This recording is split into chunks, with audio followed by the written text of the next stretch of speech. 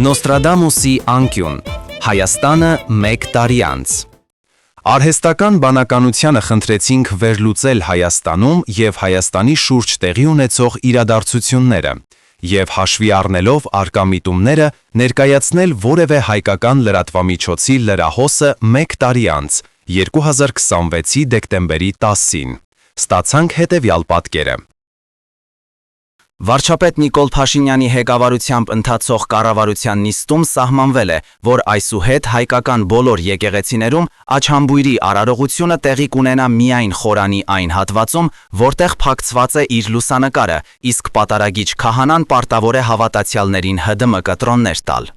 Այսօր Երևանի Միրզա Ֆաթալի Ախունդովի անվան հրապարակում պաշտոնապես բացվեց Սոքար ընկերության առաջին բենզալցակայանը։ Բացման հանդիսավոր արարողության ժամանակ ընկերության հայաստանյան մասնաճյուղի տնօրեն նախկին падգամավոր Խաչատուր Սուքիասյանը հայտարարեց, որ շահույթի մի մասը օգտագործվելու է բարեգործական նպատակներով, մասնավորապես Հին Իրևան ծրագրի շրջանակներում վերականգնվելու են ադրբեջանական մշակութային ժառանգության կարևորագույն հուշարձանները։ Արդարադատության նախարար Լուսինե Բադալյանը Լուլու պաշտոնապես տեղեկացրել է, որ Երևանի կենտրոն քրեակատարողական հիմնարկում գտնվող Կտրիչ Ներսիսյանի համար բերված հանձնուքում, այն է Աստվածաշունչ անվանումով գրքում, հայտնաբերվել է շուրջ 15 գրամ դեղնականաչավուն զանգված։ Նախաձեռնված վարույթի շրջանակներում ձերբակալվել են ևս 67 հոգևորականներ։ Արտգործնախարար Վահագն Ալեքսանյանը պաշտոնապես հայտնել է, որ ադրբեջանական կողմից ստացվել է 1988-ից ի վեր Ադրբեջանի դեմ ռազմական հանցագործություններ կատարած մոտ 42,000 անձանց ճշտված ցուցակը։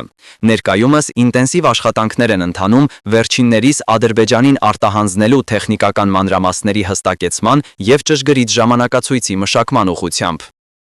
Փոխվարչապետ Աննա Հակոբյանը Դավալուի մարզում աշխատանքային հանդիպում է ունեցել Արամ Սարգսյանի հետ։ Վազգեն Սարգսյան տուն-թանգարանում փոխվարչապետի պատվին դրված ճաշի ընթացքում քննարկվել են ինչպես Ծիծեռնակաբերդի հուշահամալիրի տեղում կառուցվելիք հյուրանոցառեստորանային համալիրի, այնպես էլ Քյարքին շրջանցող նոր ճանապարհի շինարարության համար մատակարարվելիք ցեմենտի գները։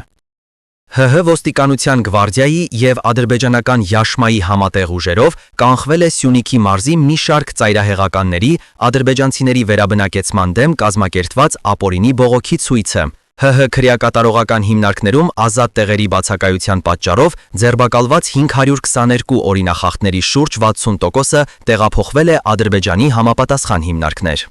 Աշխատանքի և սոցապ նախարար Արսեն Թորոսյանն առաջարկել է 20%-ով թեթևացնել պետբյուջեի սոցիալական բեռը թոշակառուների 20%-ին էվթանազիայի ենթարկելու ճանապարհով։ Հանրային քննարկումներին կարող են մասնակցել միայն ՔՊ բարևարքության հանձնաժողովի փորձաքննությունն անցած քաղաքացիները։ Վարչապետ Նիկոլ Փաշինյանի հետ կիրանց այցելած և պատի տակ լուսանկարված հոբելյանական 100,000-րդ քաղաքացին որպես նվեր ստացել է ԱԺ падգամավոր Արամազդ Ղալամքարյանի «Ինչպես ճանաչեցի Հիսուսին» գիրքը։